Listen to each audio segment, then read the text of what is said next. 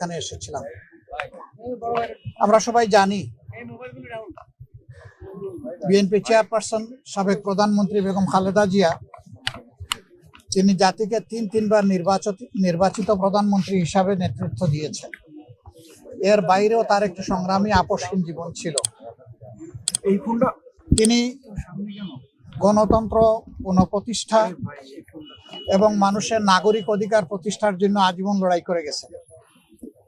সেই লড়াই করতে করতে তার শেষ জীবনটা অত্যন্ত বেদনাদায়কভাবে জেলে একাকিত্বে কেটেছে। এই সময় যারা দেশ শাসন করেছেন তারা তার সাথে অমানবিক আচরণ করেছেন।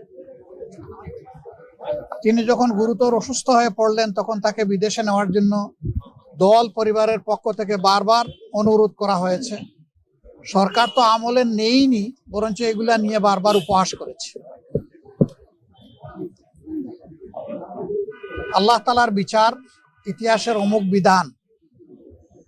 শেষ পর্যন্ত তিনি চিকিৎসা নিয়েছেন, বিদেশেও গিয়েছেন, কিন্তু ততক্ষণে তার বিশাল ক্ষতি হয়ে গিয়েছে।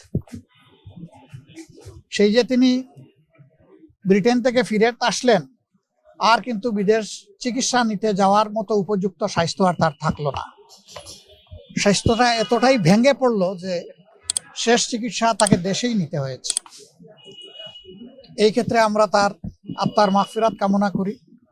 মহান রাব্বুল আলামিনের দরবারে দোয়া করি আল্লাহ তার বান্দির উপরে রহম করুন এবং জান্নাতের সর্বোচ্চ দরজা তাকে দান করুন।